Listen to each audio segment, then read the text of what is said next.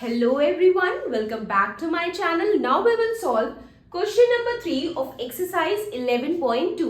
So question number 3 में क्या कह रहे हैं? Say true or false and justify your answer. आपको यहाँ पे बताना है कि ये true है या false है. ये जो given है ये आपको बताना है कि ये true है या false है. And then उसके बाद आपको आपके आंसर का justify देना है, means proof देना है. तो फर्स्ट पार्ट हम सॉल्व करते हैं. तो यहाँ पे देखिए, यहाँ पे क्या है, 10 multiply by 10 raise to the power 11 is equal to 100 raise to the power 11. तो अब हमें बताना है कि जो ये रिलेशन दिया है यहाँ पे, ये ट्रू है कि फॉल्स है. मींस क्या एलएचएस इक्वल है आरएचएस के, ये हमें चेक करना है. क्योंकि यहाँ पे इक्वल का साइन है तो हमें यहाँ पे बताना है कि ये एलएचएस जो है वो क्या इक्वल है आरएचएस के. So let's solve. तो पहले हम सॉल्व करेंगे ये एलएचएस का. ठीक है, तो एलएचएस में हमारे पास क्या है, 10 into 10 raise to the power 11. अब देखिए 10 into 10 raise to the power 11, इसको हम क्या यहाँ पे हम लॉ लगा सकते हैं, एक्सपोनेंट लॉ लगा सकते हैं. यहाँ पे हमारा बेस जो है वो सेम है एंड पावर्स डिफरेंट है. तो यहाँ पे हम लॉ लगा सकते हैं. और वो कौन सा लॉ है, यहाँ पे साइड में लॉ भी है, वो लिखिएगा. Using a raise to the power m into a raise to the power n is equal to a raise to the power m plus n. Okay, base same है, power different है, तो उस case में क्या होगा, power add हो जाएगा अगर बीच में मल्टीप्लाई है. ओके, यहाँ पे भी वही है, बेस सेम है, पावर डिफरेंट है, तो पावर ऐड हो जाएंगे. So we can write it as क्या हो जाएगा, 10 पावर्स ऐड हो जाएगा. तो 10 11 प्लस 1 तो क्या हो जाएगा, ये 12 हो जाएगा. ओके, पावर ऐड हो जाएगा तो ये 12 हो जाएगा.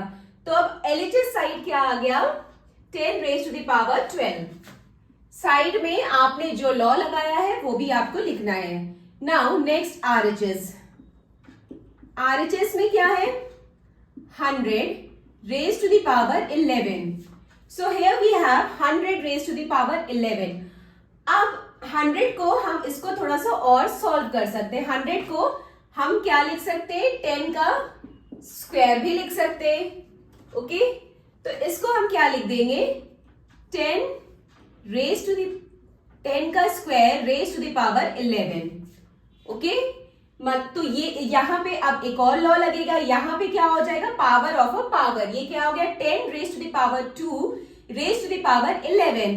तो इस केस में क्या होता है कि जो हमारे पावर्स होते हैं वो मल्टीप्लाई हो जाते हैं. तो ये क्या हो जाएगा इस केस में, 10 रेज पावर जब मल्टीप्लाई होंगे तो क्या हो जाएगा, 10 रेज टू द पावर 22. अब यहाँ पे हमने कौन सा लॉ लगाया, पावर ऑफ पावर. तो आपको यहाँ पे लिखना होगा using a raised to the power m raised to the power n is equal to a raised to the power m n.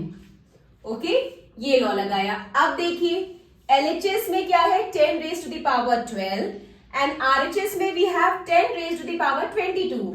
So हम क्लियरली देख सकते हैं कि LHS जो है वो RHS के इक्वल नहीं है. तो हमारा जो ये स्टेटमेंट दिया गया है, ये जो रिलेशन दिया गया है, ये फॉल्स है. सो LHS not equal to RHS.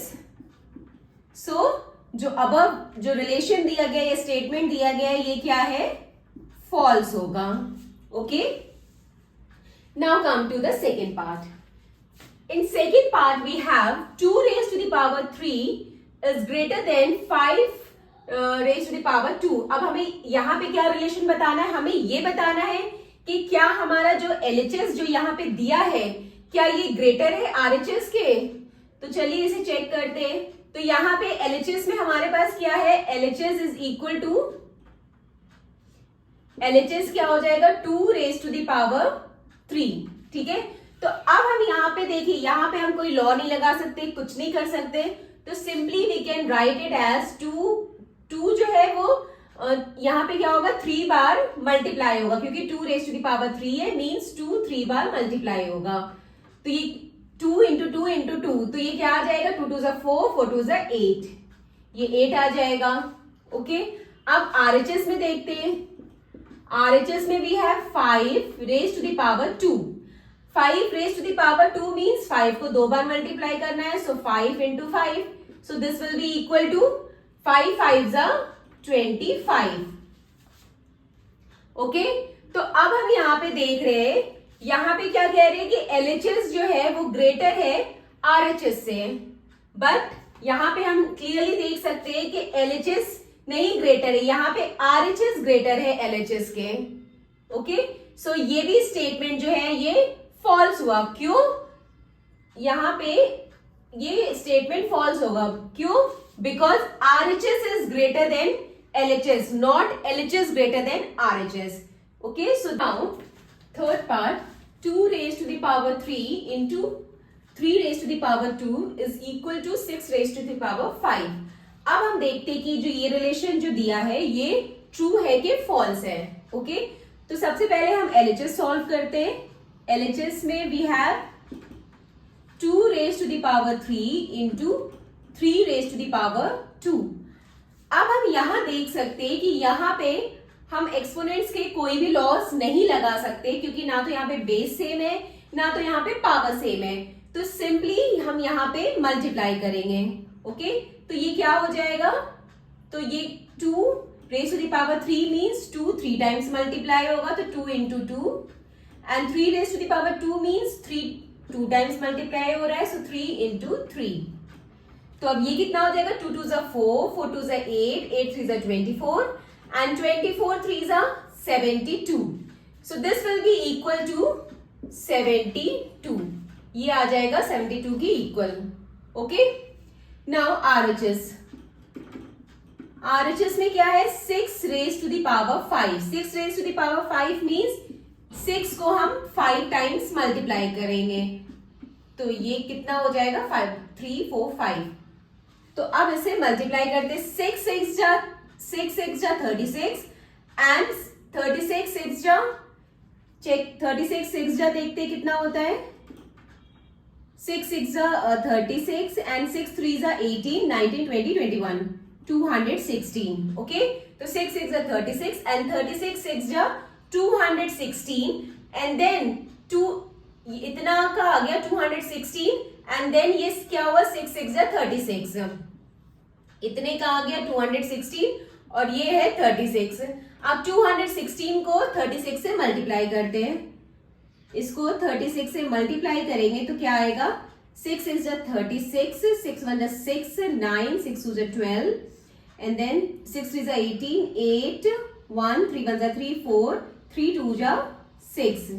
तो ये क्या आ जाएगा? 6 and 9 7 1 4 7 7.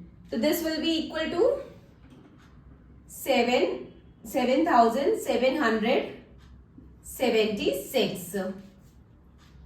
ओके, नाउ अब हम यहाँ पे देख सकते हैं कि हमारा जो LHS है वो 72 है और RHS जो है वो 7,776 है. वैसे तो ये देख के ही समझ में आ रहा है कि ऑब्वियस ही बात है RHS ही बड़ा होगा, बट फिर भी हम पूरा सॉल्व करेंगे. तो यहाँ पे सिंपली हम देख सकते हैं कि ये रिलेशन जो है ये नहीं यहाँ पे फॉलो हो पा रही है, मींस LHS RHS की इक्वल नहीं है. तो इसीलिए ये स्टेटमेंट जो दिया है ये भी फॉल्स है. LHS not equal to RHS. ठीक है, तो ये स्टेटमेंट भी क्या हुआ? फॉल्स हुआ. तो फोर्थ पार्ट में हमारे पास क्या है? 3 raised to the power 0 is equal to 1000 raised to the power 0. अब LHS हम लेते हैं. LHS में क्या है? 3 raised to the power 0. 3 raised to the power 0 means किसी भी नंबर्स के अगर पावर 0 है तो क्या आ जाएगा? उसका आंसर 1 हो जाएगा. ठीक है, एक्सपोनेंट्स में हमने एक लॉ पढ़ा था ना कि कोई भी नंबर हो अगर उसकी पावर 0 है तो आंसर 1 आएगा. ओके, तो इसीलिए इसका आंसर 1 आ गया. अब ये 1000 raised to the power 0 है तो इसका आंसर भी 1 आएगा. सो RHS क्या हो गया? RHS 1000 raised to the power 0, तो इसका आंसर भी 1 आ जाएगा. ओके, सो यहां पे हम देख सकते हैं कि LHS जो है वो इक्वल है RHS के, तो ये स्टेटमेंट ट्रू है. LHS इक्वल टू RHS, तो क्या हुआ? ये स्टेटमेंट क्या है? ट्रू है. Okay, so this completed our question number 3. Now the question number 4 in the next video. Bye bye, take care.